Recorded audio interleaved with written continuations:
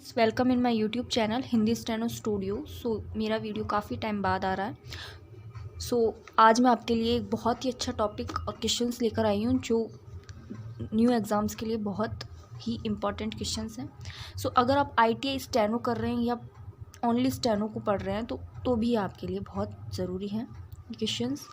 Basics cover करेंगे थोड़े कि हमें आगे की स्पीड्स कैसे बनानी है, उस टाइप के क्वेश्चंस हैं। जैसे रेखाक्षर से, श तथा जय को केवल पूर्व रेखाक्षर से ही नहीं अपितु एक छोटे से भी दर्शाया जाता है। वो छोटी सी चीज़ जो बोल रहे हैं ये क्वेश्चंस में, क्या है वो चीज़? एक कोण है, वृत्त है, अंकुश है, द्विध्वनिक है, तो वो एक वृत्त है। जैसे हम स्पीड में आ जाएंगे। अभी तो आपको क्या पता, बेसिक पढ़ रहे हो आप स्टेनो की, ये क्वेश्चंस में वृत्त आपको समझ नहीं आए तो आप हमारी बेसिक्स वीडियो देखिए, उसमें चलते चलते ही आपको आगे की ये क्वेश्चंस भी समझ में आएंगे। तो जैसे ही हम स्पीड में आ जाएंगे तो हम एक वृत्त से हम सै को दर्शाएंगे। एक छोटा वृत्त बना के हम श को तथा जय को दर्शाएंगे। सै वृत्त का प्रयोग किया जाता है प्रारंभ में, बीच में, अंत में या उपरोक्त सभी। तो शै वृत्त का प्रयोग हम कहीं भी कर सकते हैं। अगर स्टार्टिंग में से आ गया तो प्रारंभ में भी कर सकते हैं, बीच में आ गया तो जैसे कसक आ गया, क स और क, तो इस प्रकार हम बीच में कर सकते हैं। पर अंत में आ गया तो कैसे करके अपन कर सकते हैं, मात्रा लगा देंगे इसमें। तो इसलिए ऐसे ही हम स्टार्टिंग में, बीच में, कहीं पे भी कर सकते हैं। श जय की ध्वनि अगर आरंभ में आए तो इन ध्वनि के लिए प्रयोग किया जाता है। अगर श जय की ध्वनि अगर आरंभ में आए तो इन ध्वनियों के लिए हम क्या करेंगे, पूर्ण रेखाक्षर का प्रयोग करेंगे।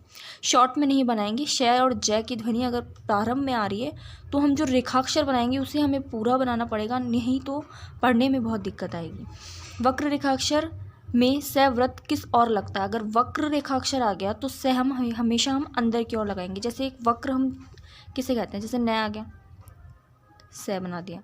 अब हम इसको ऐसे करके ऐसे तो नहीं घुमा सकते, तो ये बहुत समझ ही नहीं आने वाला। नेक्स्ट है स वृत्त सीधे रेखाक्षर में लगाया जाता है दाएं। अगर स वृत्त आ रहा है सीधे का मतलब ट वर्ग की बात हो रही है। ट में आया तो दाएं की साइड घूमेगा। अब हम इसको ऐसे तो घुमा नहीं सकते, बहुत पढ़ने में समझ नहीं आने वाला। नेक्स्ट क्वेश्चन है हमारा, सीधे अग्रगामी रेखाक्षर में स वृत्त किस ओर लगाया जाता है? सीधे अग्रगामी रेखाक्षर में स वृत्त हमेशा ऊपर की ओर लगाया जाएगा। सीधे का मतलब ऐसे और ऊपर की तरफ लगाया जाएगा स। जब दो सीधे रेखाक्षर मिलकर कोण बना रहे हों तो वृत्त कोण की किस दिशा में बनता है? जब दो सीधे रेखाक्षर मिलकर एक कोण बना रहे हैं, जैसे हम बनाते हैं ट कै, बना दिया हमने ट और कै। अब वृत्त कोण की किस दिशा में बनता है? तो बाहर बनेगा।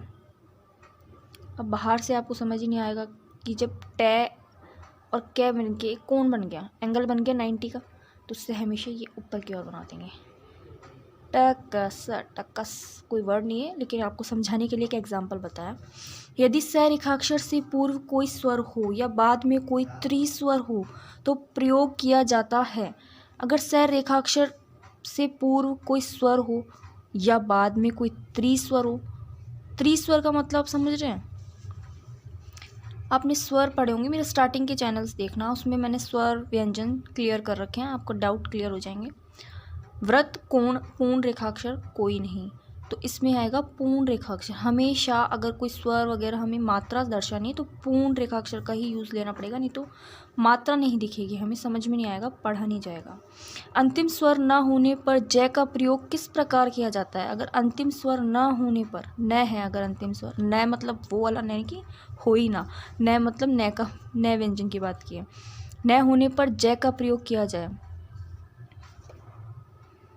तो रेखा से, वृत्त से या हुक से, बिंदी से, किससे दर्शाएंगे हम? वृत्त से, क्योंकि हमने पढ़ा है फर्स्ट क्वेश्चन की स, श और जय के, इनके लिए हम वृत्त का यूज़ करेंगे। तो न होने पर जय का प्रयोग वृत्त से करेंगे। किससे? जैसे न और स, जय, नज, ये अपन जय बना देंगे।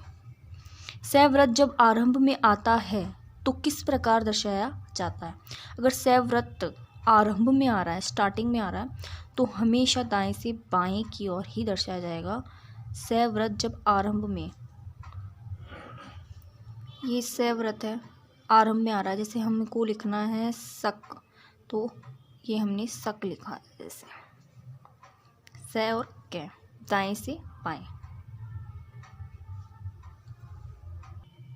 दाएं से बाएं का मतलब आप कंफ्यूज हो रहे होंगे कि भाई कहाँ से दायां लिया।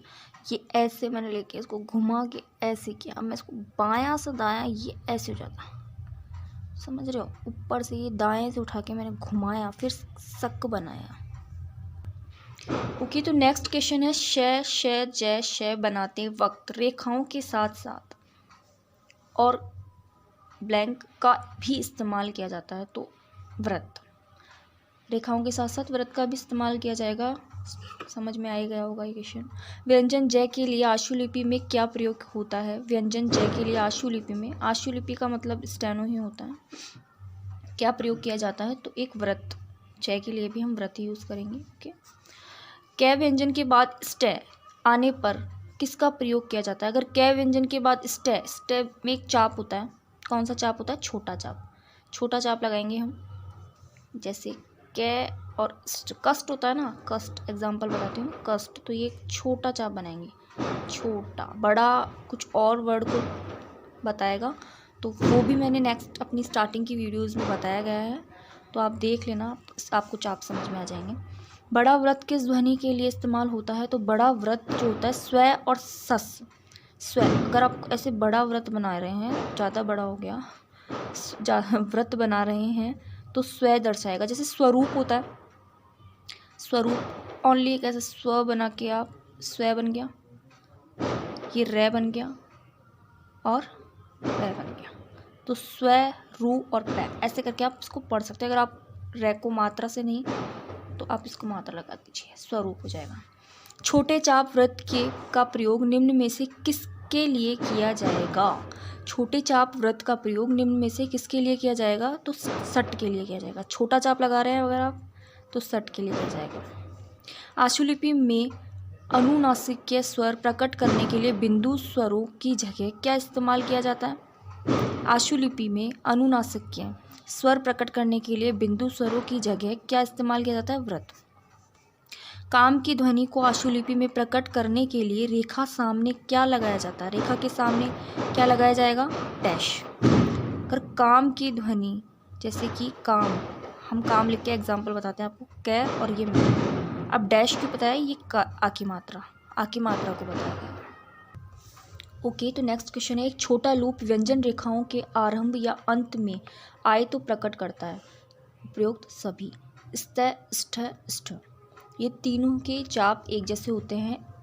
आप जब वर्ड्स स्टेनो में बनाएंगे तो पढ़ते वक्त जब अपन पूरी डिक्टेशन को पढ़ेंगे तो उस अकॉर्डिंग हम समझना पड़ेगा कि ये स्त है या स्ट है।